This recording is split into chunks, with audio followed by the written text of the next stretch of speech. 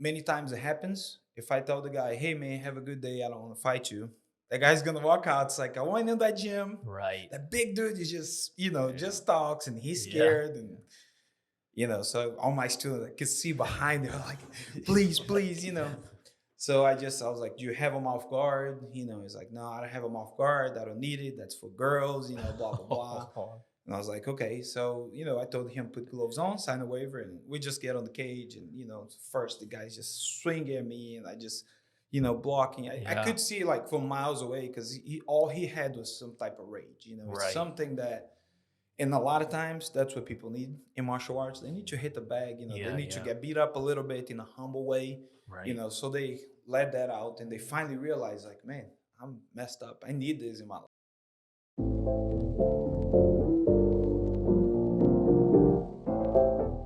Hi, everyone. Welcome to Here for the Health of It. I'm Dr. Randy Kloss here with Dr. Tom Stetson. We are Columbia's hottest and fastest growing podcast. Thanks, everyone, for listening.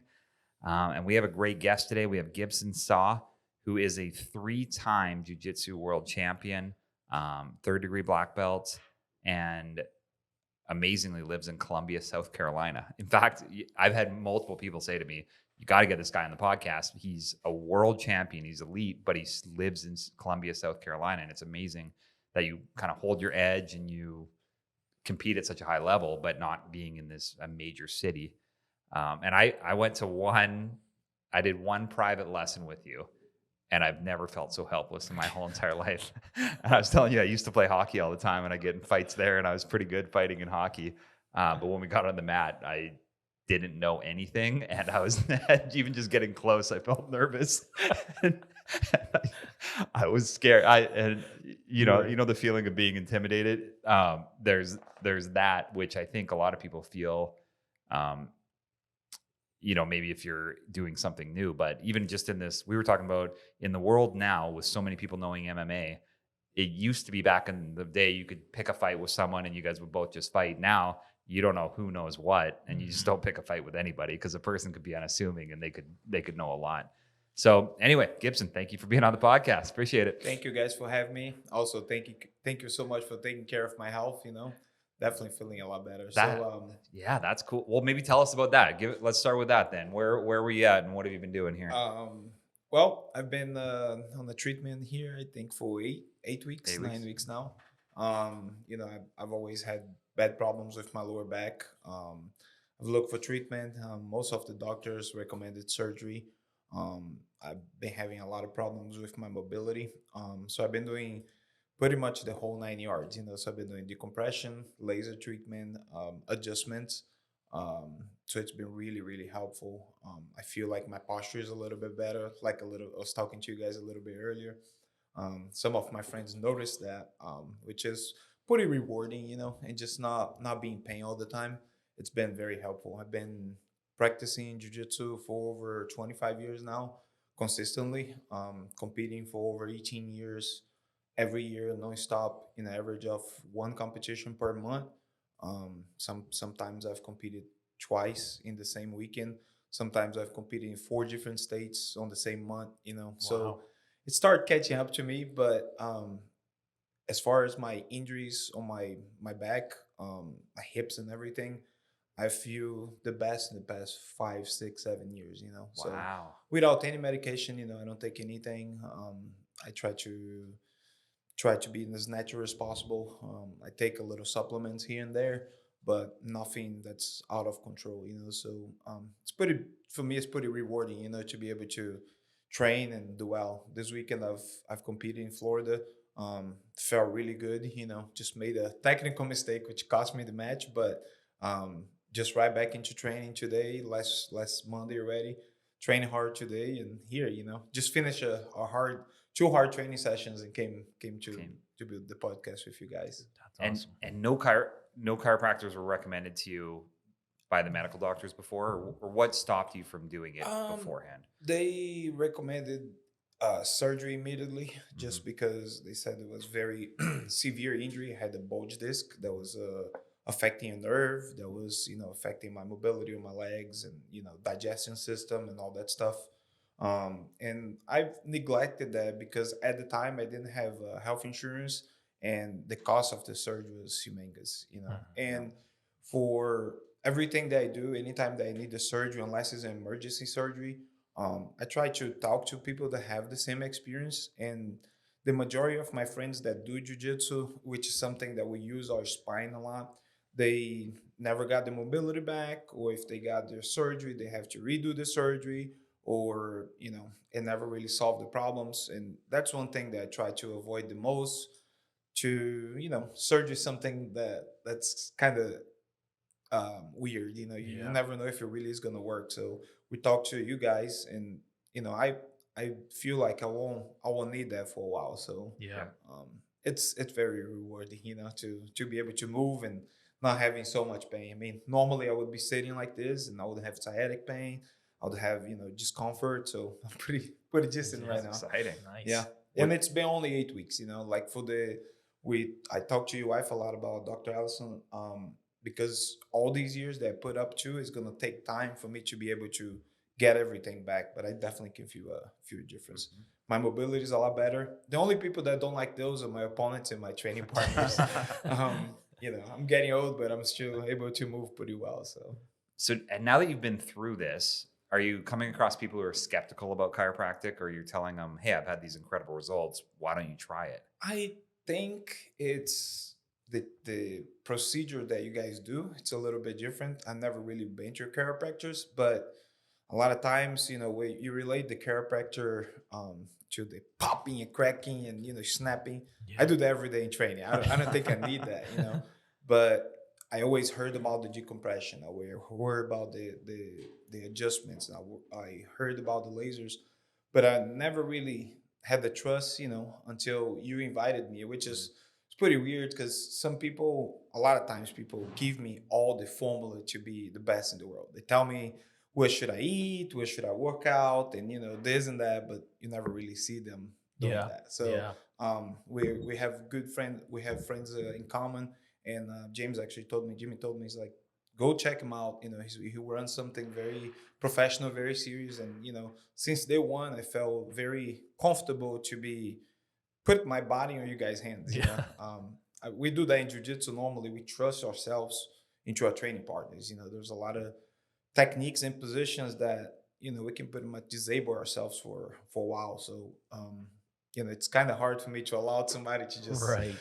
voluntarily take care of my body. But it's been paying off. It's been awesome. So I can only thank you guys for that. I remember when my wife first started seeing you, she's like, I'm gonna have to work out a little bit more because he's really big.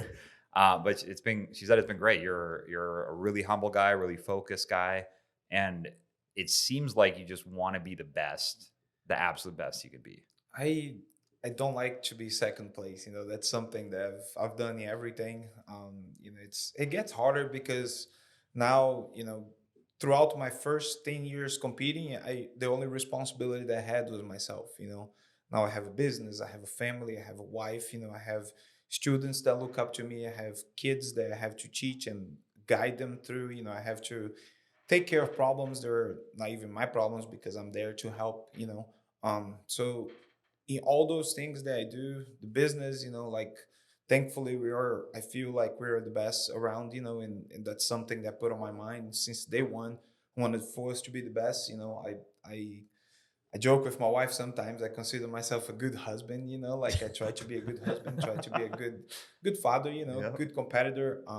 And I get pretty frustrated if I'm unable to fulfill that. And I know it's impossible, but if you try for the best, you're gonna fall pretty close. We usually say you got to be at least at the podium, top three, Yeah. So if you're able to be on the top three, you should be okay. Yeah. It's awesome. Um, Now, growing up, you grew up in Brazil, correct? I grew up in Brazil, yeah. And tell us a little bit about that, because your dad was an elite. What was his and like a third degree? I don't know the lingo. Black Yeah. belt. I'm a third degree black belt now, which it takes for you to be a third degree black belt 9 years. This year, I'm getting my fourth degree in Brazil, which will be 14 years of black belt. Wow. My father is actually a red belt. So the red belt, it's 51 years after your black belt. 51 years after your black belt. I've never even heard of a red belt before. Some people don't make it to blue belts. You know, the blue belts normally 1, 2, 3 years, depending on your consistency, depending on the system that you could use. Normally, I mean, it used to be very, very rare to see a red belt. When my father passed, I think there was only 22 in the world, you know, throughout the whole history. That's remarkable. There's more now because the time goes by and, you know, the guys, they stick around, they get those ranks. But my father was a pioneer in our state. He was the first, not one of the first guys, but he was the guy that pretty much spread jiu-jitsu throughout the state. My father used to have a little Volkswagen van. He'll put a ring inside of it. He would go to parks, you know, just open parks, bring his students, and he'll challenge like any guys for any martial arts at the time. So like Kung Fu, Capoeira, Muay Thai, kickboxing, and that to promote jiu-jitsu. So he'll test his students. He also shows the speciality of jiu-jitsu to be able to control any other martial arts. And he would promote the gym, you know. So it's pretty much a good idea. You know, my dad was very good entrepreneur, you know. So he would get 20 guys, 20 guys, or he feel like they're decent and prepared. He would also want to give them a sense that they know what they're doing without having to street fight. So a lot of guys, you know, they're like, well, I'm training for all this. Now I feel like I need to fight. So he's like, okay, you want to fight? So we're going to take you to this park. And everything at the time, it was no laws, you know, no rules that would stop that. But it wasn't something that was, you know, cannibal. They would, you know, at some point when somebody gives up or tap or get a submission or knockout, they would stop, pretty much have rules.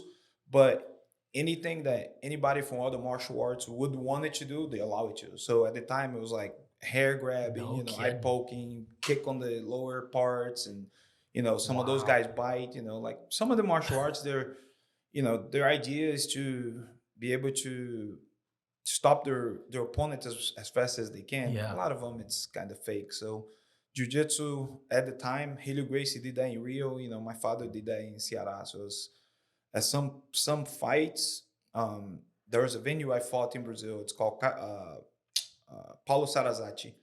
There was I did my MMA debut in there. There was 8,000 people, and I felt like a stadium, you know. So the UFC went there a few years after. They filled out the venue with 12,000 people. In '88, my dad put 20,000 people in that venue. So even the UFC were unable to put as many people as that. The reason was because people were interested to know what's this jiu-jitsu stuff, you know. People see guys with a gi, nice and clean. They don't look too aggressive. They look usually very humble, nice guys, respectful. They beat the crap out of you, you know. So it was impressive because, you know, you see all these guys on TV doing karate, doing kung fu, doing boxing. So usually their score was 16-0, you know, 20-0 with all the martial arts. And you would respectfully walk into places because in Brazil, there was a lot of rivalry in between martial arts. So it's normal for you to have a class going on and the kung fu team shows up at your door. We want to see what this is about. And they'll just, you know, you get your best guys and they get the best guys and you go at it. So just like you guys would literally just mix. It doesn't matter what somebody shows up, a boxer, and you guys would just go at it. I still have the mentality now. Like, you know, it happened at my gym, like me teaching class and guys walk in, I heard about you and I want to test you. And I'm like, what? So the guy's like, you know, I was like, does this still exist? People really want to try people walk on their gyms. I get excited, you know, a few times it happened. It was actually fun. But tell us that story. Don't skip over that. I grew up with the mentality, you know, if somebody comes to your turf and they want to test you, you have to be prepared. And, you know, it was actually a funny story. It happened quite a few times. The last one that happened was actually pretty funny because I think I matured a little bit more. So I wasn't as aggressive as somebody walk in my gym or when it was in my gym was just my father's, my brother's gym. I'm the soldier, you know, I'm supposed to defend that turf. So many times when guys walk in, it was immediately, what do you want? You know, and just jump in and go at it. But as a gym owner, I matured more. I'm a father now. So this was a Saturday and we were rolling. We had the open mat on Saturday. So Saturday is pretty much, you go at it. You know, some guys, they take the whole week off and they come on Saturday just to take advantage of the guys that were tired, you know. So I was maybe 8, 7 rounds already and 6 minute rounds, you know. So it's 40 minutes already in. We're gonna do 3 more. This guy walked in, big dude, you know, little looking like a little shave cut, like a military cut, Yep. you know, like look tough, tattoos all over. And I was, yeah, I'll be right with you. So one of my students, I was like, could you help that guy, please? So the guy went in and talked to him, and he comes in with me. Like my student comes back to me with eyes like this, and he's like, um, he's here to fight you. I was like, he's here to fight me? Like, what do you mean? He's here to roll, and he came late for open mat to sign him a waiver, and he can come in. Does he have a gi? He's like, no, no, no. He wants to fight you. I was like, what do you mean he wants to fight me? So my eldest student, black belt, goes in, and he's like, I was like, please go tell this guy, like, you know, this is not a fight. It's open mat. So my student, black belt, comes in, and he's like, no, no, no. He said he's gonna beat you up. And I think you really should beat him up. So I, you know, because what I told, I was like, the guy is really cocky, you know. But I went there and I was like, hey, man, how are you? And he's like, oh, how are you? You know, I've deployed and, you know, I've been around for a long time. And I've been around these gyms and I just can't find somebody to challenge me. And, you know, man, it's about being challenged every day. And, you know, nobody beats the crap out of me. I was like, well, it's not really my job. I can cheat you. It's like, no, no, no. I heard you, the guy around, and I wanted to spar you. And, you know, I see you got a cage. And I was surprised, you know. But at the same time, many times it happens. If I tell the guy, hey, man, have a good day. I don't want to fight you.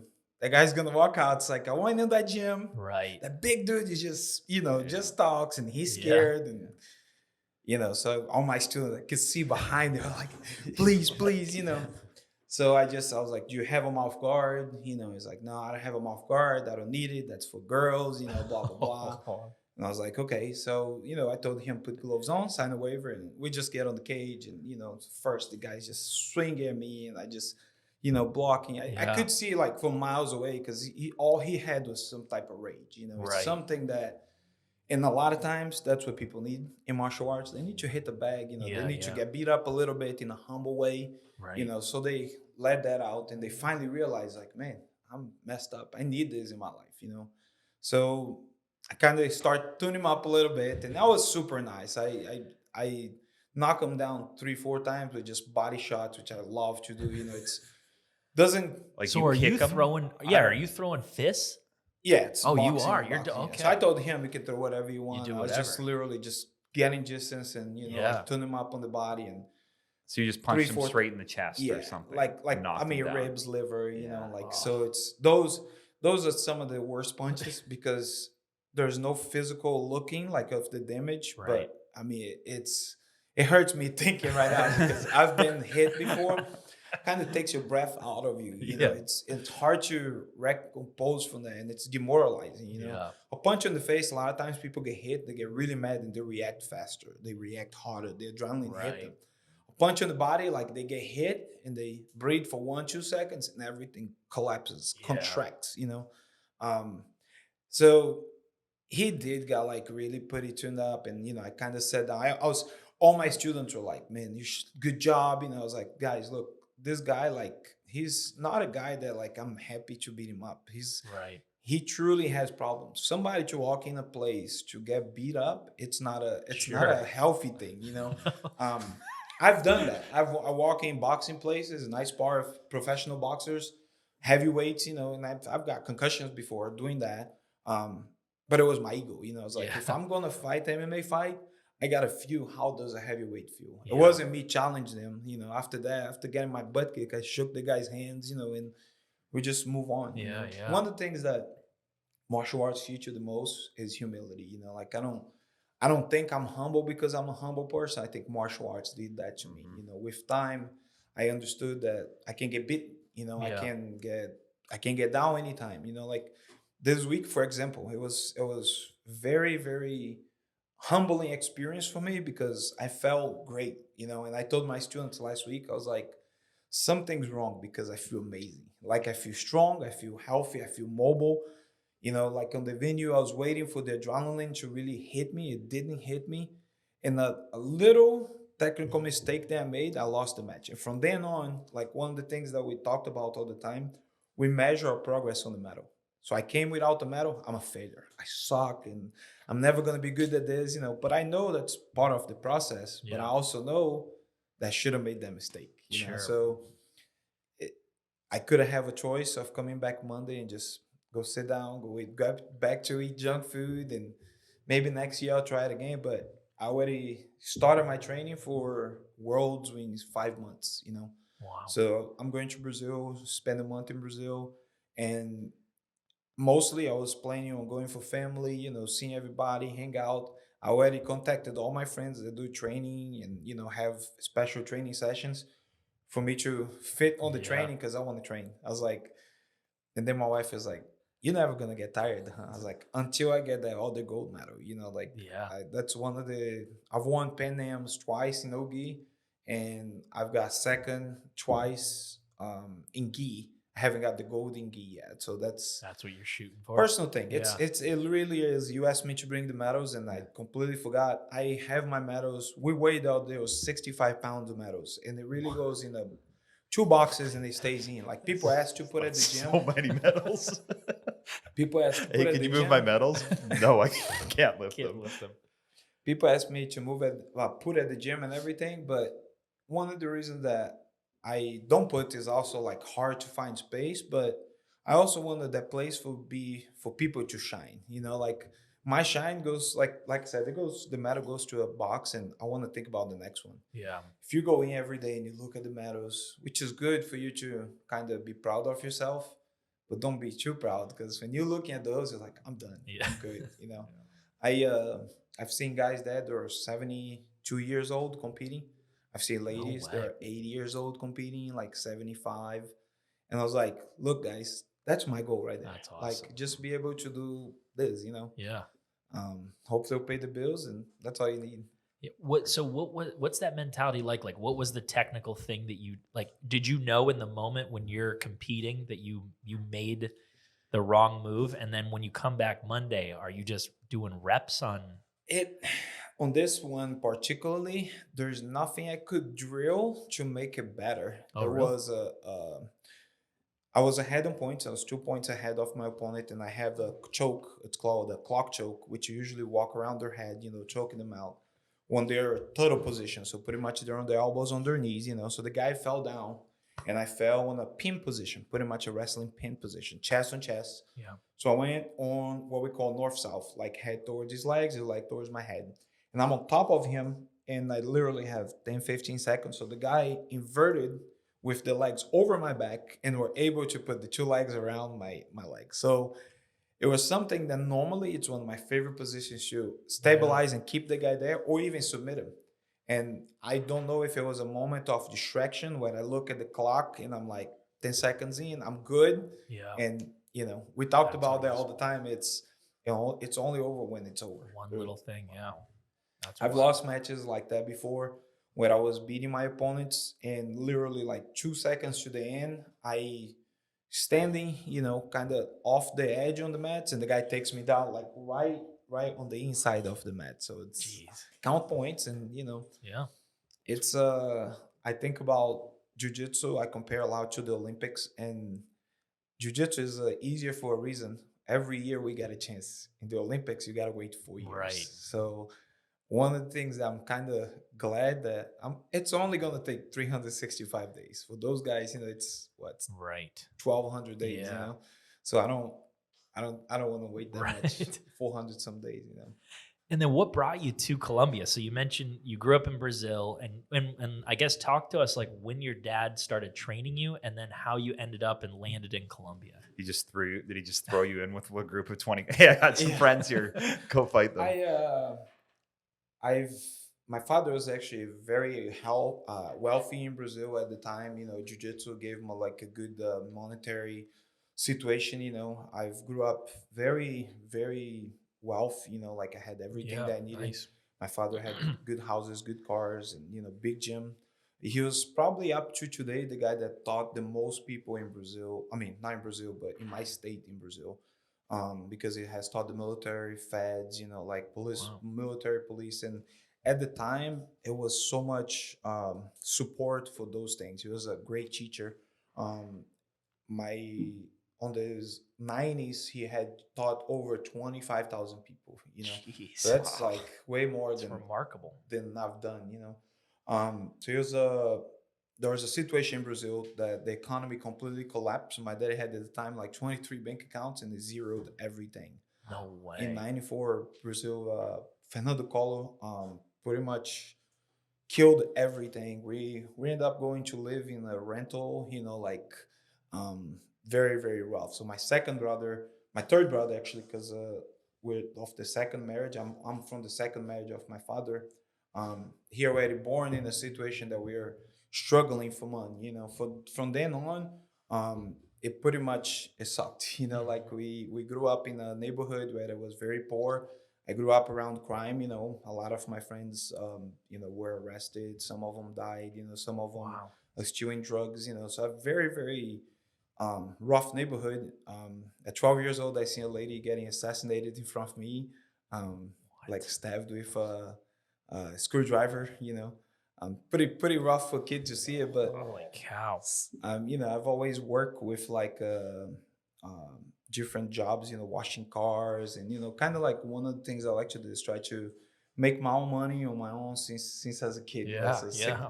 since like 16 years old, I never asked my mom or my dad for money. I always had my phone, always had my things. Yeah.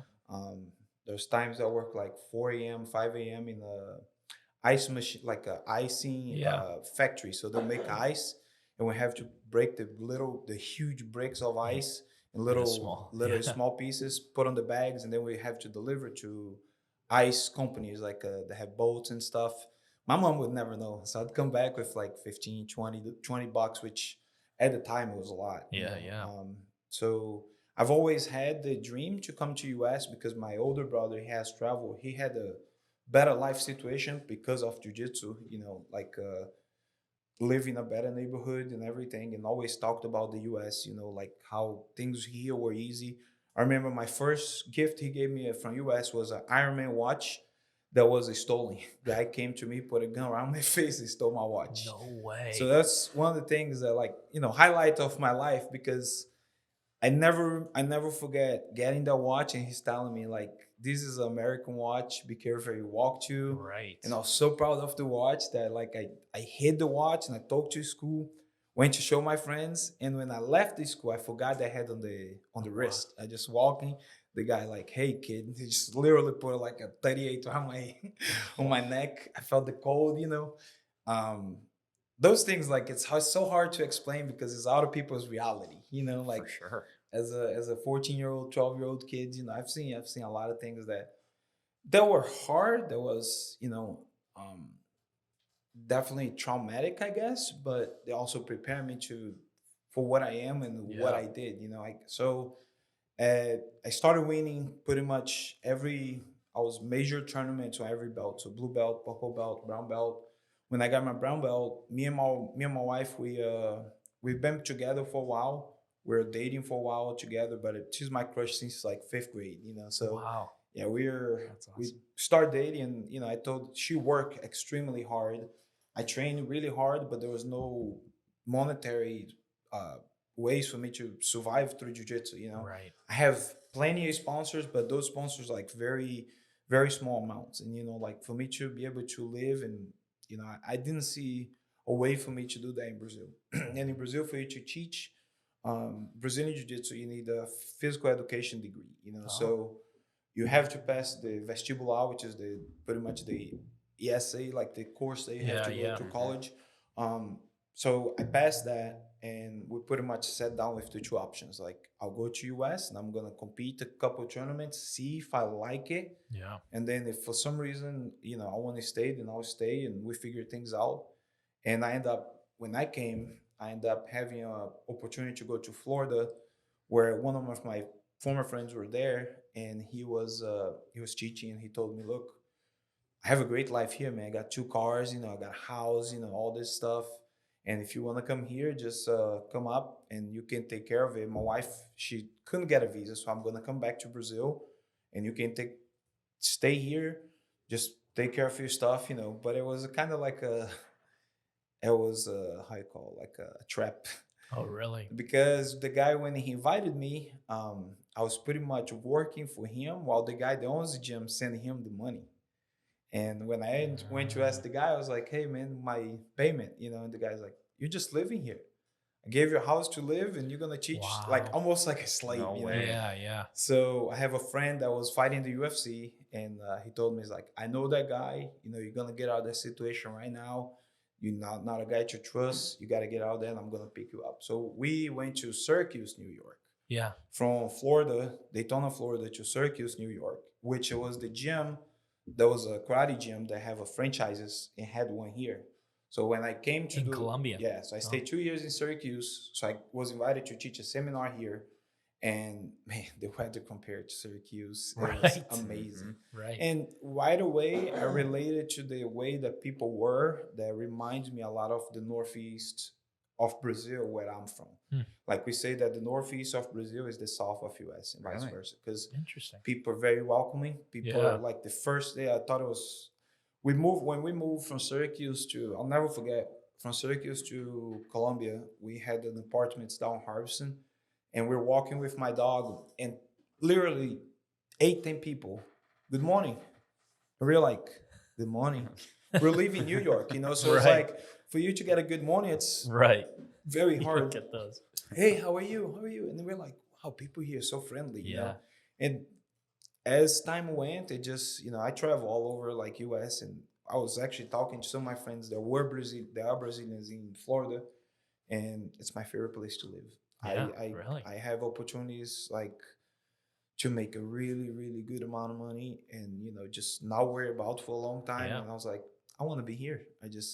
I found the people That's that awesome. I truly love. I found a place that I feel comfortable. I align with a lot of the people's mentality here of work hard, not depend on things, and just grinders, and humble, Yeah. fearful of God people, people that like to help each other, people that are up for the community, people that are prepared to defend themselves, Right. people that are hard workers, They're a little bit slower, everything's slow, and which I like it too. Sure. We go to places a lot of times, and people are too busy and too connected Right. to things that sometimes don't really matter. Sometimes they're too rushing to get money, and they forget about their families. I like the gatherings. I like the barbecues. I like the Yeah. when you go to a restaurant. I went to get a drink now at the gas station. I had a 5 minute conversation with the cashier. Hey, what do you like? You do kickboxing? I was like, oh, and this is cool. It doesn't happen too often. In my state, it's even more. Like I went to Brazil now, and I was like, guys, I am good. Like people are like, is everything okay? Here's for you. And people gifting me stuff. Yeah. When I went with the mentality, I was like, man, I could never afford to give a good time to my friends. Every time I was a poor guy, and all my friends paying for me to Right. go somewhere, buy me lunch, buy me this, buy me that. I was like, guys, I won't do that for you. And everybody's like, dude, you're the broke guy. Shut up. So it's pretty rewarding, kind of looking back to see all that. And I would not trade Colombia for anywhere else. That's awesome. That's cool.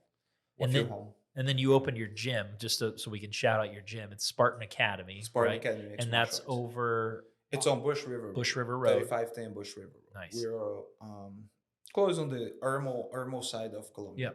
Yeah. Seven Oaks area, which this year we're going to be turning 10 years. It's pretty Wow. crazy. Sweet. We had the situation where it was at the other gym wasn't a very good situation for me because they have different martial art. They have karate. That's the main business, and the mentality that they have for jiu-jitsu is a little bit different than what I wanted to do, and that's what I ended up pretty much going my ways, and it's the best thing that I did because I was finally able to do what I've learned from my father, what I learned from my brother, and I've adapted a lot of things to myself with more experience. We've had world champions, national champions, Pan American champions. We had guys that competed outside of the country in kickboxing, Muay Thai. We've have several guys now that are competing on the local circuits and doing really well. And some undefeated, some of them with a few losses, but representing really well. I have over 8 or 9 black belts now at our gym, women, Nice. guys. One of our girls, Jazz, she got third place now at Pan Am's. She's been competing, training for a long time, Yeah. So and besides all that, the people that are in our gym, they become better people after that. Right. It's kind of the situation I was telling you about the guy. Sometimes people need to sweat. Sometimes they go to hockey, they need to get punched and punch people in the face. I don't recommend people punch people in the face. I like to. And if it's a common agreement, if it's a mutual agreement, if we like to, then it's great. But we got bags for those. We got jiu-jitsu for that. The great thing about jiu-jitsu, I've trained with people that I don't like that I don't necessarily like them. And we go at it like trying to kill each other for an hour. Yeah. But we don't kill each other. And after that, most of the times we hug each other. It's like, man, I'm sorry. I'm so dumb, Most of the times when you're training, you forget everything else. There's nothing else that bothers you. I don't care if your rent's late. I don't care if you're hungry. I don't care if you fought your wife. Man, like it just disappears. Yeah. I like to strike and I like to grapple, and to me, it's pretty much the same for both. Like I work out, I lift, I run. I like to ride a bike, but usually on those, I have to have my music to then focus on the music. In jiu-jitsu, it's consistently you thinking about things. Like the guy's grabbing my neck, I'm breaking the neck. He's going for my leg. He's going for my arm. He's going, So it's high pace. Sometimes I finish training, my heart is like, just relax, because it's so many thoughts on your mind. What if he did this? Oh, you escape a submission. You're like, man, I almost died right now. And then you go for something else and get the guy. He escapes. It's fun. It's a lot of thinking. Yes. Yeah. A lot of it. We call it the human chess. Yeah. For example, the mistake I've made of allowing the little inch of the guy moving and taking my back, it cost me the match. Right. And so crazy. The next couple matches, I felt very confident against my game against my opponents. So because I lost the first match to the guy, I didn't have a chance to fight guys that possibly could win. Right. Not say I couldn't win. I won, but I could have won. Yeah. And that guy's game doesn't match with those opponents so much. You know what I'm saying? So it really is like strategy. Yeah. Sometimes I fake even that. Like I was telling one of my friends, he had the tape on his foot and the opponent went right away on his foot, attacked that foot. I was like, man, what are you doing? He's like, what? It's like, he's a newer black belt. Right. And I said, should have taped the other foot or both foot or both wrists. Right. Don't tape the Don't foot tape at all. one. So Good, even smart, that, like I usually I look at my opponents, I x-ray them. I go from foot to like wrist to neck, whatever I can find the weakness or something that, not that I'm going to look for injuries, but a lot of times, you see a guy that foot this big, you're not going to take a foot lock on that guy. You know what I'm saying? But the guy's got a neck that's not so big. That's His what I wrist was wondering. Not so strong, Yeah, I was wondering what body features are good for jiu-jitsu. Like you have a nice thick neck. Is like strong hands or forearms. Like what are you looking for there? Or does it think about it? It doesn't really matter. Really? Because each body type will play a different type of game. For example, I'm a long guy. So I like to use my arms to choke and I like to use my legs to choke. So I usually keep people off distance, and when they get close, I do get chokes. Gotcha. Those chokes, a lot of times I have to create a very good angle for them to be tight enough. For example, if I get a guy that's really big and I get my chokes on them, it's going to be easier to submit them. If I get somebody that's much smaller, they're going to be wiggling around my arms. Right. So for their game, if they lock a rear naked choke, a guillotine, or arm triangle choke on you, because their arms are so small, they have so much more compression. So I've lost for guys that are half of my size. Wow. Not submission, but by points, just playing the right game. And that's the idea of jiu-jitsu, is someone smaller be able to beat someone. That is bigger, interesting. Yeah. I've beat guys that are 3+, 325, 345, 375, 385 by weighing 220, 215. That's a lot of it is strategy. So you got to have a clear mind, and that's one of the things that I felt like on my last competition. I was too worried about how I was gonna feel for the next match. I was surprised how I was feeling good. My grips, I was telling my friends, I was like, my grips will wear out after this match. And the whole match I was waiting. I was like, it didn't wear out, you know? Yeah, yeah. So it's just a lot of times it's self-doubt. I haven't competed, I think it was 4 months. So for me, it's like, it's a long time without competing. I Yeah. felt like the adrenaline a little bit, you know, but then I feel like the main thing was the strategic, you know. If there was anything, I should have just let the guy go and step back. You know, even if I get a penalty, I would still win the match. So Right. That the thing is, you have one chance, and after that, you're gonna have 1,000 solutions for the problems. You know. Mhm. I want to shout out your gym a little bit more too. We kind of touched on it, but the very first time I ever went to a mixed martial arts or a fighting thing, it was in Thailand on our honeymoon.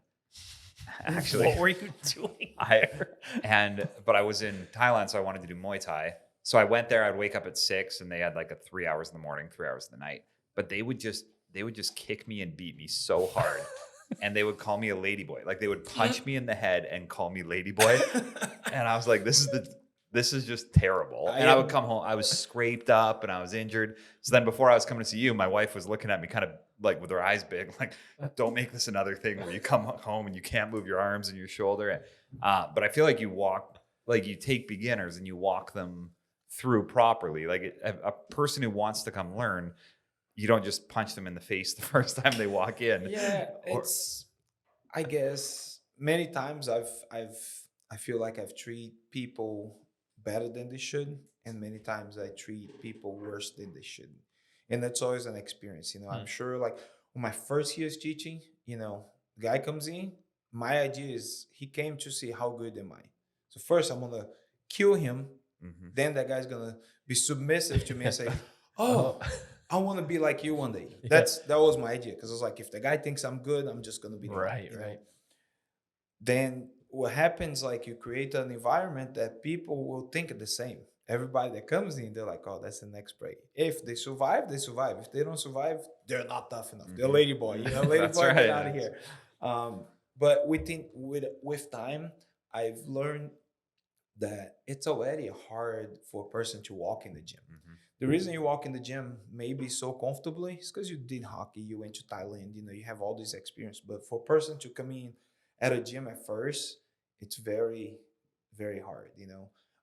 One of the things that we did try to do the most at first, I told my wife and I told my friend Jimmy, is like, look, I want to have an environment that smells good. You know, like we're gonna have blood on the mats, we're gonna beat the crap out of each other, but I want a place that people walk in and the parents feel comfortable, you know.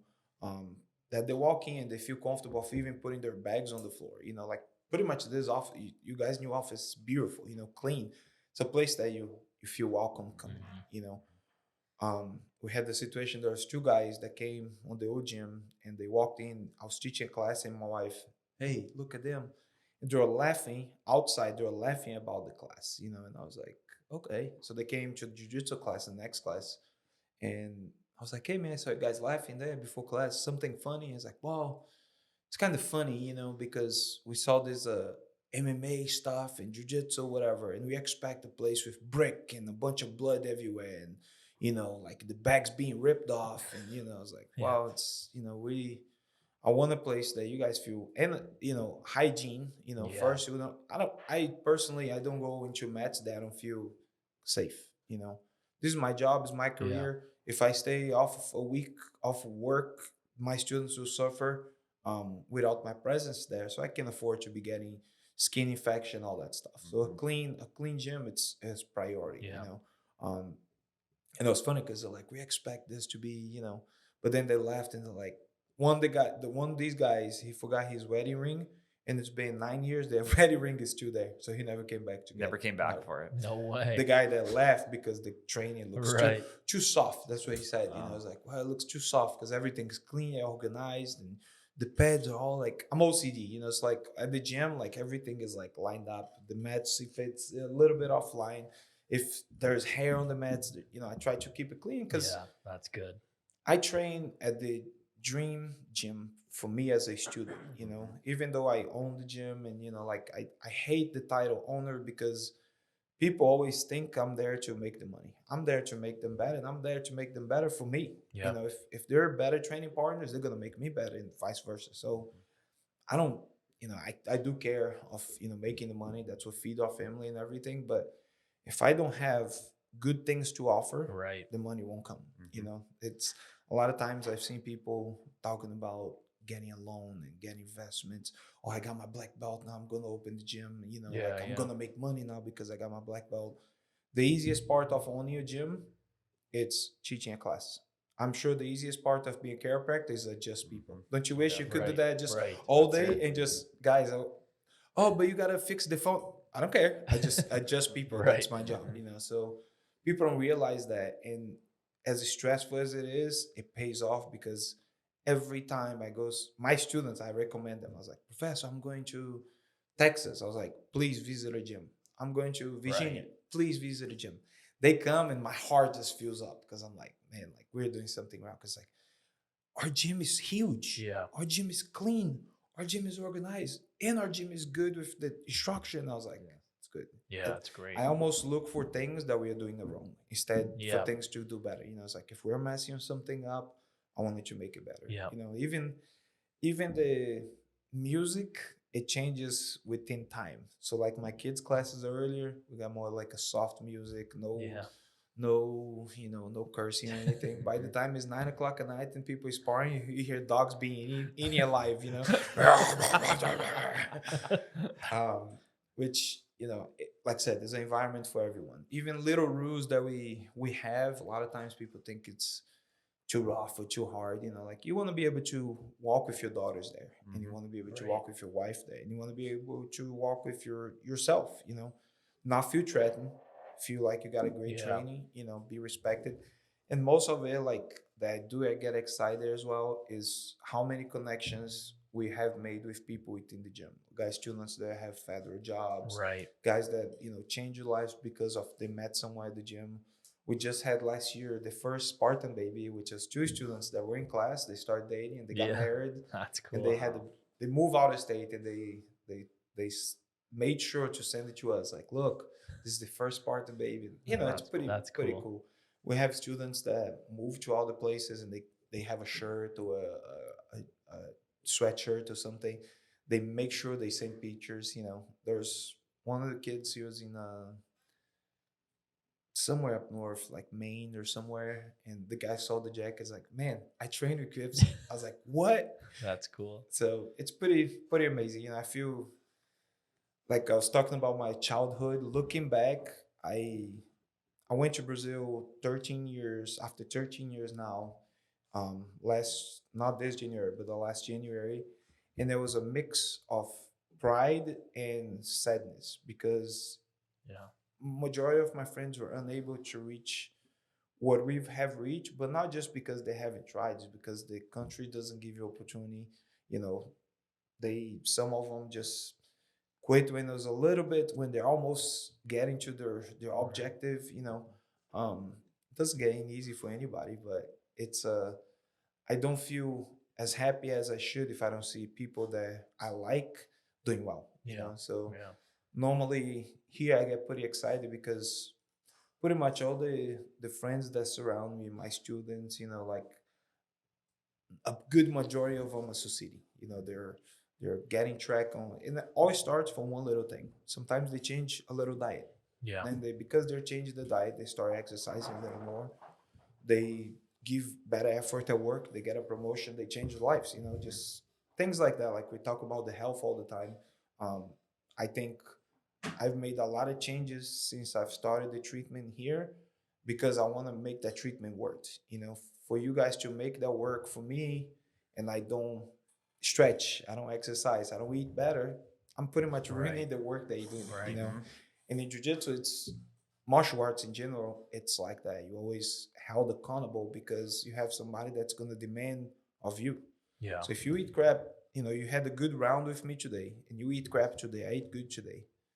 We're gonna go roll tomorrow. We're gonna spar tomorrow. You don't do well, you're being a liability for me. I'm gonna Right. look for a better partner. Yeah. Or I'm gonna tell you, hey man, catch up. We gotta get better on this, you know. So we normally have people like that. at the gym. And, Yeah. in jiu-jitsu in general, our friends are a bunch of bullies, like I've gained a couple pounds and like, dude, you're fat as hell, like, which is good, we're a little bit more old school, If Yeah. you say that to some people nowadays, they get They pretty, don't like pretty it, yeah. offended. Yeah. Is there anybody that intimidates you at all? Like Oh, say good you're question.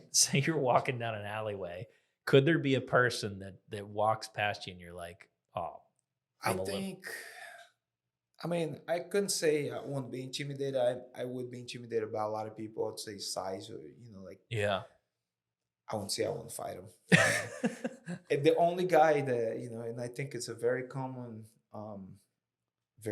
answer, which with everybody that knows they're in common, is my older brother. Oh, really? He's a elite team in Brazil, police officer, like for like just high level stuff, kidnapping, bank robbery. And he's a 8th-degree black belt in jiu-jitsu. He's the guy that pretty much. My father was older than me. My father had me at 53. Oh. So 51. So my older brother had my difference in between me and him is 24 years old. So he played more of that figure of professor, father. Yeah. I've seen him fighting. I've seen him going operations. It's a guy that normally when I see him, I look kind of to the sides, and pretty much anyone. He's just got that. Yeah. It's not even like he tries. It's a deaf, calm stare that I think about it all the time, and I was like, man, like I think he would be the dude. And obviously, the respect that I have for him for being the guy that pretty much I aspire to be as good as him, be a good teacher like him, be a good role model like he is, But yeah, he's been through a lot of crazy stuff, like I can imagine on some operations in Brazil. So it's There was a book called Green Lights by Matthew McConaughey. Have you heard of it? No. It's so he talks about growing up. He grew up in Texas, but one of the things that his dad would always kind of be hard on him and pick on him and call him a little kid, until one day he basically stood up to his dad and said, "You're not going to call me that anymore." And his dad said, "Do something about it." And then they fought, and he beat up his dad. And then from that day on, they were like buddies. Oh, so really? that's how he graduated from being being a little student. kid to being now you're like my peer. Yeah, I've had discussions with my brother. We've been at it before, mostly because of the respect. But I it's one of those things that you don't want to know. Like, it's one of those things you don't want to find out. How if we would fight and I would beat him up and everything. I don't see an end of that. Right. I don't see him losing a fight and just saying I lost. I don't see me losing a fight to say I'm lost. So I'd see both dads and better not to do it. What about your dad though? Did you ever fight your dad? I haven't fought my dad, but I used to play. This is pretty funny because I tell my students, my dad was so relaxed, as older. He has fought Vale Tudo, which back in the day, Vale Tudo is a different rules for MMA. He called MMA for pussies. He's like, look, MMA is for girls. Like you MMA, need to make a T-shirt of that. This is not real. My father used to like go crazy when we would put shin pads on. Like put big so it's gloves just on. all bare knuckle, bare knuckle and no rules whatsoever. Wow. So like, if the guy's on the ground, you can stomp, you can elbow any direction, you can, like you can grab the guy's balls, you can pull their hair. There's fights, the guy's pulling the hair and just throwing elbows on the guy's freaking head. And the mentality was not quit. Those guys would fight for honor. No matter how much money you would give them, like you representing jiu-jitsu. So, I've seen guys like, I've seen a video in a room, maybe twice the size of this, 57 minutes, no mouth guard, just no stoppage. The reason it stopped because the fight stopped and it was like you slaughter pig. It was like so much blood on the ground, and everybody pretty much mutually agreed to stop the fight. But the guy that was bleeding was fighting everybody to allow him to fight. So the honor, it's something that it's hard to explain. Like sometimes I put my students to roll a little hard, which is no striking or anything. I'm too tired and this sucks, this hurt. Man, like if you know what we've been through, like to be able to have that confidence, then you would appreciate that type of training. We call hazing, like guys, like pretty much in training, you can quit. My brother would walk sometimes just in training, normal training, have all no gi, like just regular, like bare shirt. And he'll like slap you on the back, And the reaction is what? Scream. If you scream, you're out of the training immediately. Wow. And this would come randomly. Yeah, You train, pow, and it just, No reaction. that's teaching you. That's a teaching. Yeah. It's not the method that most people will probably think is going to be good, but man, a guy that's able to endure that, you're going to take a punch in the fight and he's going to look down and he's going to you're dead. Yeah. He's not going to react with emotion. He's Right. going to be calm, nice, and relaxed. And there's many law enforcement, military guys I've talked to. Before and after they've done jiu-jitsu, their confidence increased tremendously. Right. Those guys that law enforcement, they're like, look, this is almost bad for me because now I go to pull over a car and I don't feel like I need to pull my weapon. Even if the guy with the weapon, I feel confident that I'll be able to take it. I was like, dude, calm down, But, that's the problem with us sometimes. Like we overthink of ourselves, Yeah. but we don't train enough. To me, it's always backwards. I like to, most people are like, oh, you're so good, you're so tough. I was like, man, I'm not good enough. I lost, I got to get better. Today my students swept me. Oh, that's not good. Shouldn't happen, So I think a big part of martial arts is that the accountability and the honesty to yourself. I can lie to you guys and tell you, hey, I'm in great shape and I'm going to do this. And then the end of the day, I got to go train. Right. We say that two phrases that it's very common and very symbolic in jiu-jitsu. In jiu-jitsu is that the black belt only cover 2 inches off your ass. The rest you gotta cover yourself. So if you're fighting, like it doesn't matter. I mean, you guys can go to Amazon right now and buy a black belt. Yeah. You walk in my gym, but guess what? You're gonna have guys that they're gonna test your black belt. Yeah. And the other one is, I forgot. One is like leave your ego, shoes, and problems off the mats. So a lot of times people come in with an ego. The first thing that you like when you walk in the gym, my recommendation to everyone: go like you know nothing. Be a student. Be a humble person. Like I do workouts with my students. There's some of my black belts that I do let them run my training, and when I'm there, I'm the student. I get nothing to say. It doesn't matter my prior experience. They're teaching me a technique. I have to be completely wide open to understand. Right. I'm sure you guys get training all the time. You have to be humble and understand the teaching, the class. Yeah. So it's one thing that I feel like it helps me a lot, be able to. Do you guys teach like self-defense stuff? Like even with if somebody was attacking with a weapon or anything like that? So is that part in of jiu-jitsu, like we don't do it as often as we should. We have like a variety of classes that we do work with self-defense. In our belt tests and requirements for the belt progression, there's a lot of techniques of self-defense. So you got to know how to defend a slap on the face. You got to know how to take care of a kick and immobilize the opponent. Some of them, if stick, baseball bat, knife, all that stuff. But those goes to the more advanced class, the purple belt and above. And a lot of times my jiu-jitsu has changed a lot because the time that my father taught, the majority of the people would come to jiu-jitsu to learn how to defend themselves, learn to get in shape, do something different. A lot of times now people look, for example, I have a lot of competitors in my gym. People look for gym that will offer you the best jiu-jitsu for competition. So they're planning on competing. The thing about jiu-jitsu competition and a street fight, they're completely different. Yeah. A jiu-jitsu grappling match, I can grab a gi, I can pull the guy into my legs, I can go into the ground. In self-defense or street fighting or MMA, the approximation of jiu-jitsu is very different. Like you can, a lot of times there's strikes, so you can allow yourself to be too comfortable in some positions. So I when I teach, I like to break down the techniques and explain to them when can I use in the street, when can I use in MMA, when can I use it in gi, and when can I use it in no gi. Because I can't rely on grabbing you right now with that shirt. So I'm gonna have to grab your arms, I'm gonna have to grab your neck, gonna have to grab your legs.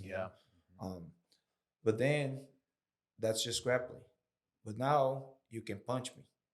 But now you can elbow me. But now you can knee me. That's MMA. But now you can headbutt me. you can bite me, you can pull a knife, you can pull a gun now. So there's there's a lot of progression there. Yes, it's Biting would be the worst. Have you ever got bitten really hard in a I've fight? had by my younger brother. He's a cheater. Where did he get you? The arm. Did he? Yeah. And did it leave big teeth marks all the way through? This was when I was a kid and stayed for months and months. Yeah. Was your mom so mad at him? Not really, because we used to fight all the time. My father was kind of like not incentivized, but if we were fighting, he pretty much let it go. Yeah. Yeah. Like, see who's the chicken that's gonna run first. Right. I mean, you guys, I'm a little bit younger than you guys, I believe, but we grew up in a great time. Yeah. You know, like I agree. we could ride bikes and, you know, you could beat each other up, and we would come home and hide the bruise to not tell our parents. And if, you know, like nice nature each other. I've had that. I was telling one of my friends, we went out last week in the Pens.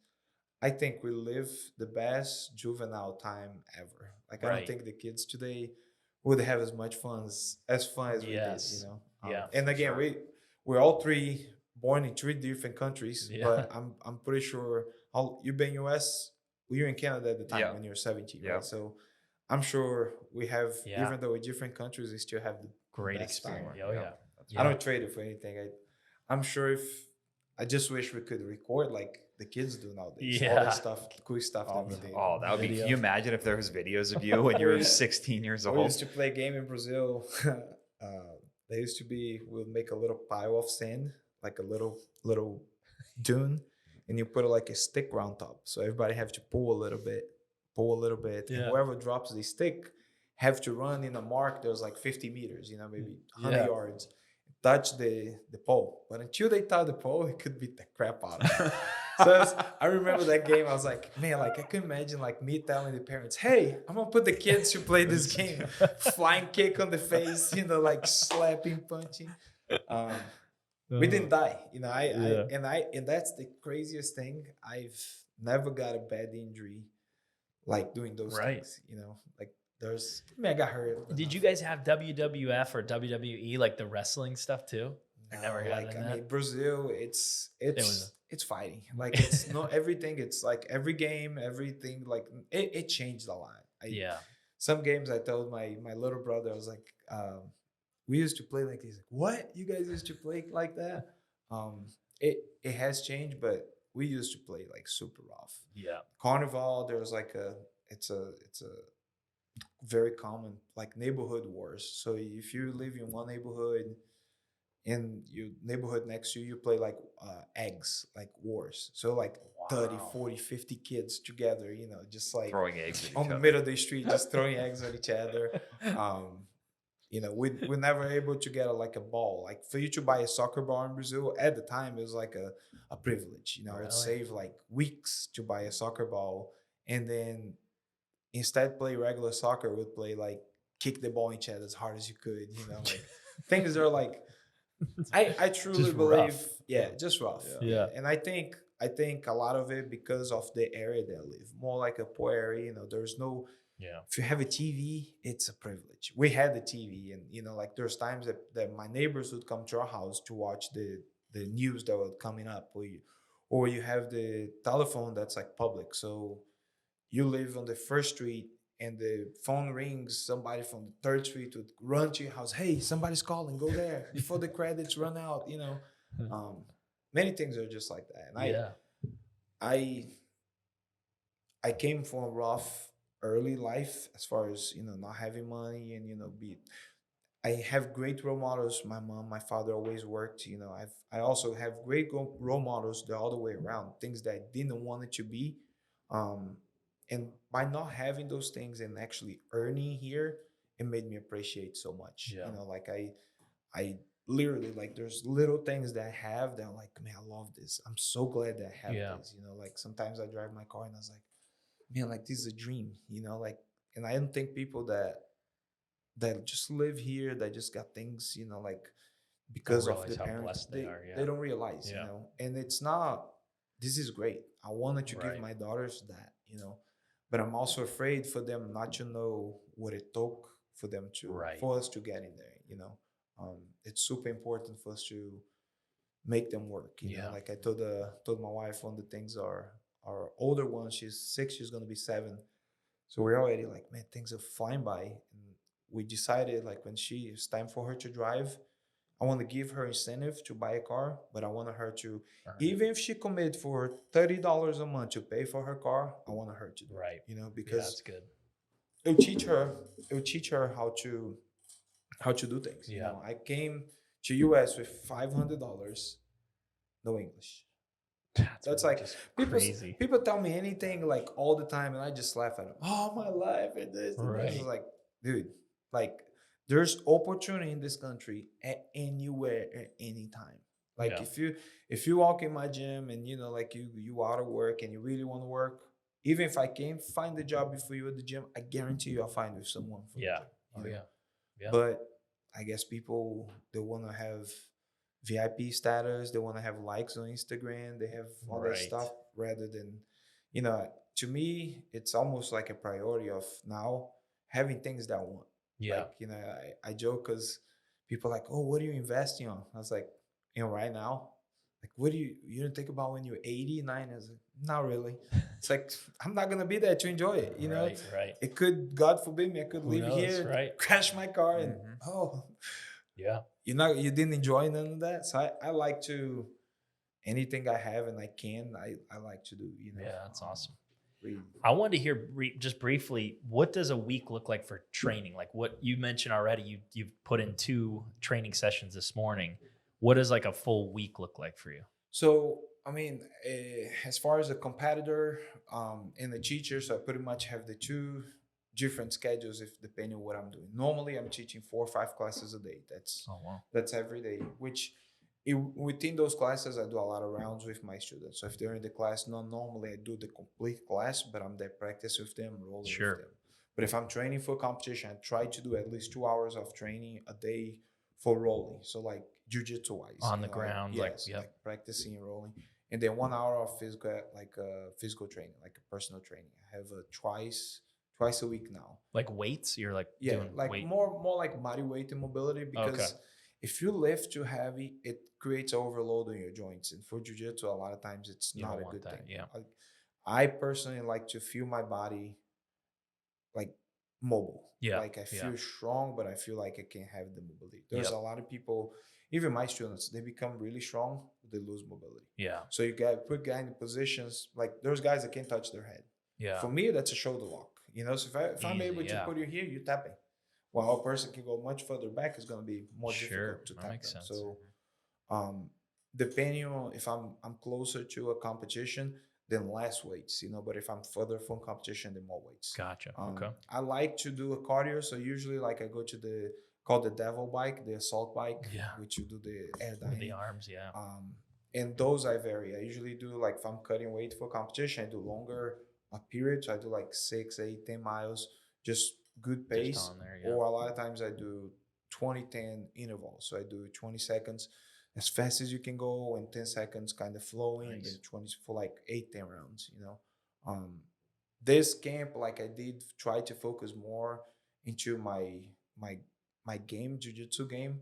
I did work out and everything, but my mentality was kind of like be more technically prepared for, which I did fail, but you know, strategically I made the mistake. So, one of the things that I do feel that I should do more is analyze my opponent's strategies before, which usually like I said, I do an x-ray. I go there and I look at them, and depending on their body type, size, I know which moves I'm going to use. Like a guy with thick neck, usually I'm not going to go for chokes. What would you do on Randy? Definitely guillotines, chokes, you know. Because is my neck thick? Would you consider me a bit thick neck? Good head on him. Good neck. I would do the thing that you taught me to do when someone pulls out a weapon, and I would just run away as fast as I could. You'd have to catch me first. That's the best self-defense advice I can give to someone.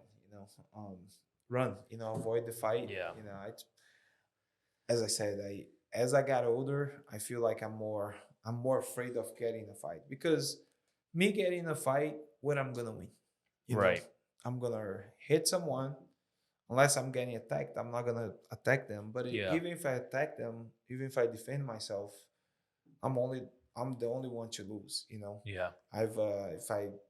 If I strike the guy, break my hand, I'm gonna be Can't months compete, yeah. months out of training, out of teaching. That's Um, I only ever wanted to fight big guys in hockey because if I beat them up, then I beat up the big guy. If I got beat up, You got I beat mean, he up by was the big 8 inches guy. taller Yes. than me. What am Yeah. I gonna do? That's a good strategy.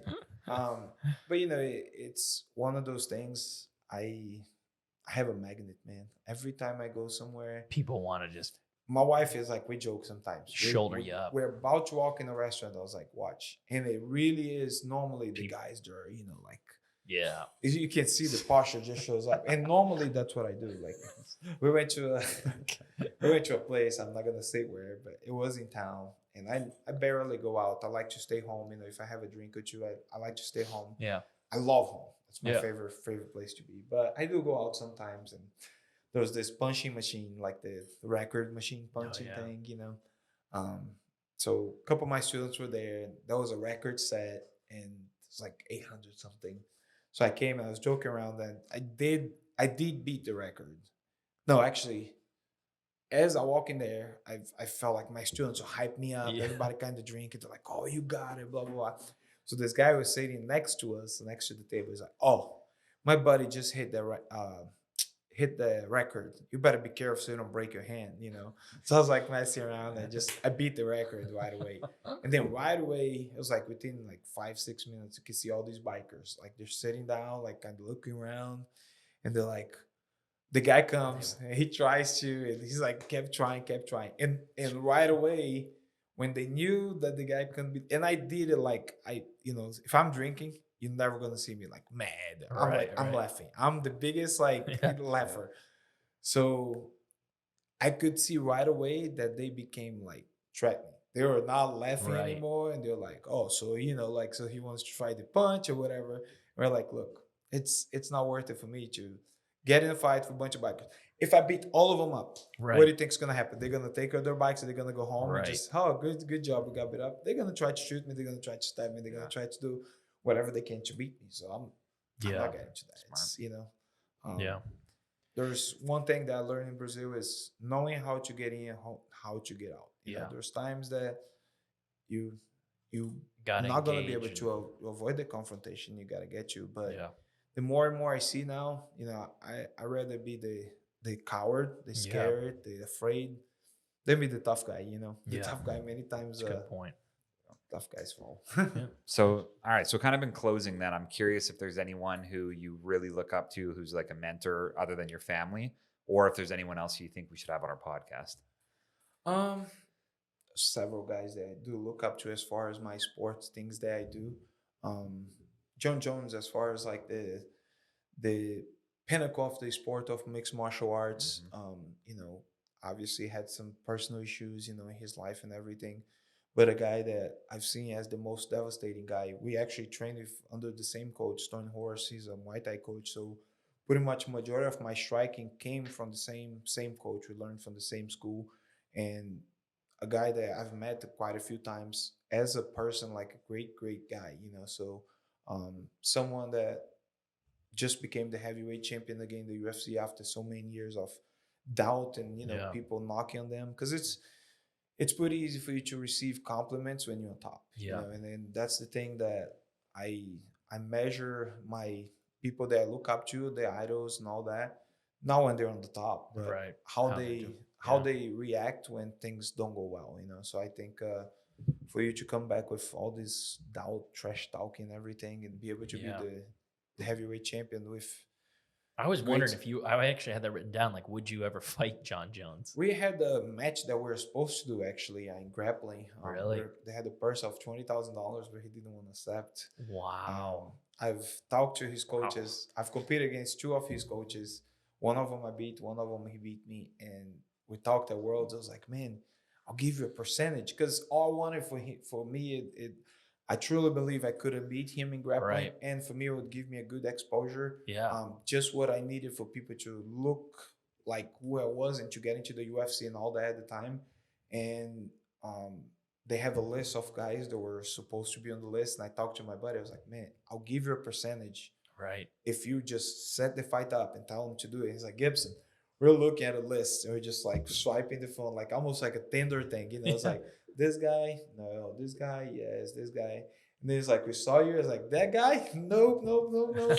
So, and I get it. For him, Nothing to gain. Yeah, if he nothing. loses to you, He's amazing. And like every Yeah. time I met John, we had a great time. And it would make me like, if I would get in the UFC, it would make me in the history right away. We have a picture, like John's got the longest reach in the UFC. At the time, it was like 85 or something like that. Mm. We have a picture like leaning on each other, and he's kind of leaned back. So my reach was longer than him. And he's like, what the heck?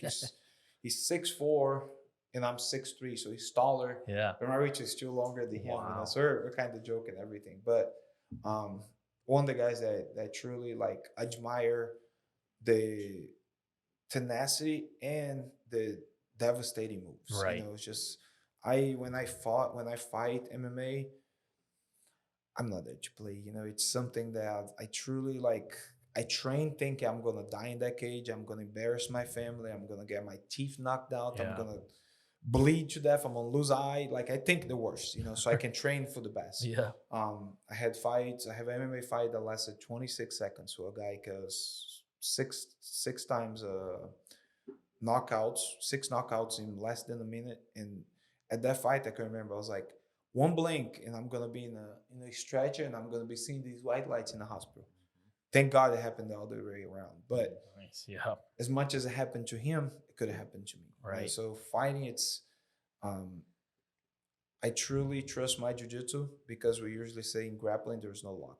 In striking, there's a luck. Yeah. Any of you throw a punch at me without me looking, or if I blink and you throw a punch at me, most likely it's gonna be like a light switch. I'll be out. You know, in jiu-jitsu, for any of you guys be able to tap me, grapple me, and be able to choke me, and get out of the positions that I would put you into. Yeah.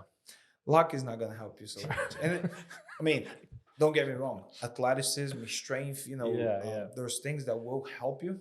They won't get you out. Yeah. So it's wouldn't even consider that. jiu-jitsu. Like I got so used to it. It's my whole life, But it's pretty cool to see when a person that has no idea what jiu-jitsu really is coming to the gym, great shape.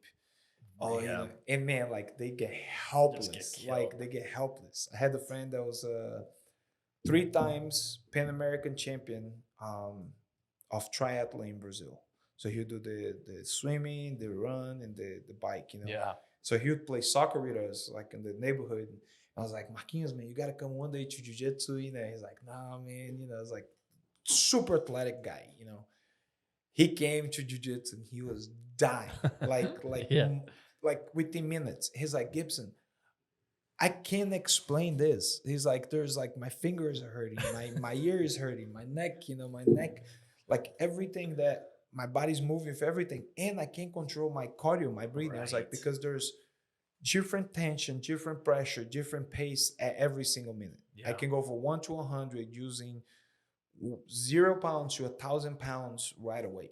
So it changes pace fast. And I usually am known for that, for being like very peaceful on the match and all of a sudden just change the rhythm and get it, So that's one of the things that's, again, strategy, Yeah. When you change the rhythm of the technique or the pace of the technique, it's harder for them to dictate. So you never know when I'm going to go fast or hard or slower, Yeah. So it's crazy. I'm sure in hockey it should be like that a little bit. Fast pace, touch passes. Well, I thought I was in great shape. I was on the treadmill working out lots, but I just went and played hockey for my first time in a few years. And it's impossible to get into hockey shape without actually playing hockey. Yeah. Because you go as hard as you can for a minute and a half and then you get 30 seconds off, but it's different muscles and different. And that's the thing I explain level. To people too. What makes you good at jiu-jitsu is jiu-jitsu. What makes you good at boxing is boxing. Yeah. What makes you good at capoeira is going to be capoeira. Yep. You got to do those specifics first. And everything else is a addition to it. You know, this is an addition to my jiu-jitsu. You know, if I wasn't doing the adjustments, laser and decompression, my jiu-jitsu wouldn't be as good as it is now. But then if I did this and that, but ate unhealthy, it would not, So my brother usually say that the training, the food, the sleep, the rest, the hydration, the supplementation, those things nobody should even talk about. Those are the minimum you Yeah. should do. Minimum standard. Yeah. The extra is a psychologist, Right. like when you get to that level, like Olympians, they even take the steroids, So Right. like for you to get to that level, man, you can't even keep up with your diet, Right. You can't even wash your uniform, Yeah. Like one of the things, jiu-jitsu gyms, they're very common to have people coming as they wish. So if you have a class at 7:30, there's people that show up at 7:50. That's unfair to you because you train for 20 minutes while that guy's coming in Right. 20 minutes late. Also, it's giving you a bad example of commitment, right? I have an appointment with you guys at 1 o'clock. I should show up 5 minutes before. Right. That shows my respect for you, Right. So if with martial arts, we're teaching that without people even knowing. Yeah. My father, you guys gonna like this. My father, the first connection they had with jiu-jitsu was Helio Gracie teaching at a magazine. So you have techniques at a magazine, and there's no TV, no anything. So you see the techniques and try to practice with his friends, Yeah. His second teacher was in the Air Force in a battleship, like a naval ship. And his instructor, Takeo, he was Japanese, straight from Japan. Yeah. Our lineage is very unique because my father had learned from the Japanese and from the Gracies.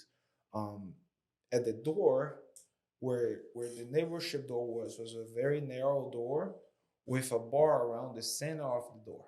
Literally, a make no sense, a bar across the door. Yeah. So every day people like, man, we gotta take the scrap off. Like, who soldered this? Like this bar is on the way. So some people would go over, some people go under. And then they finally came, like, who did this? They finally realized it was Takeo. And it's like, why'd you do this for? It's like, well, you guys, Occidentals, are very disrespectful. It's hard for you guys to teach you rules, to teach you humbleness. So you know what I did? I did that for you guys to bow into my mats every time you walk on the mats. So every time they have to go on the mats, they have to go under the bar without knowing they're in the mat. That's good. After they took it out the bar, everybody bows into the mats. Yeah. It's like I got tired of explaining to people that the mats is a sacred place that you have to bow, you have to show the respect. And man, like martial arts, Yeah. like I have students, I'm sure without them knowing, they show up on time because jiu-jitsu. Yeah. The kids, I tell them all the time, I was like, your gi, it's not your parents' responsibility. It's your job. You get home, you I don't know how to wash my gi. That's something you're gonna ask your parents to teach you, and you're gonna learn. I don't care about your laundry. That's not my job. But your gi is your responsibility. Your gear, when you take care, when you get to the house, you're not just gonna leave it in the car. You're gonna let it air dry. Parents sometimes they don't realize because they don't hear us teaching over there. Kid comes in, it's like, yes, sir. My kid never said yes, sir to me before. I was like, well, because in class they have to say yes, sir. So I am pretty tough sometimes on the kids, but 99% of the times I get parents, they're like, man, like my kid's another kid. Right. And I'm not building cocky kids. They're going to think that they're better than the others and be disrespectful. They're humble, but don't test them. Don't try to intimidate or bully them because you get it as well. I get it, parents all the time. Like I've got quite a few videos. Like one day I'm going to make a collection of like, look, I'm so proud. The kid defending themselves. I was like, look, don't make the advertising for me, but kind of it's good to get proud because I'd rather them be the ones that were defending themselves than being the ones that the kids go viral, getting bullied and all that, which is something that I am on a process of working to see if I'm creating a project for our gym to work with parents and families that were not, bullying and all that. Yeah, being bullied, but were unable to kind of pay for the kids and everything, a fundraiser or something, just sure. That's good. A lot of times they feel helpless because they're not there. I have my my 6 and my 4-year-old. My 6-year-old, she's the sweetest. She don't even even to talk with her, I have to be very, very sweet. The younger one, she's off the tracks, both very respectful, both listen and everything. But one, she takes things for her own. She people say something to her and she really gets upset and she doesn't say it back. Many times I've seen people joking or saying something to the older one, the little one comes in, do not say that to her, and right away stands for herself. And that's kind of like what I wanted for them. I don't want them to bully any kids. For all my students, same thing. If they do get get caught bullying. I've took kids out of belt tests. I've took Right. kids belts, because it got to come both ways. You can just have them to have confidence and use that to beat up or bully other kids, Yeah, it's good. That's good stuff. They can beat up each other in training. Man, this has been great. I feel like we could talk for hours. Thank you, We guys. really appreciate your time. Everybody check him out. Guybson_Sa SA on Instagram or Spartan Academy. You can look that up. Check it out. Thanks a lot. Appreciate it. Thank you guys so much. We're here for the health of it. For the health of it.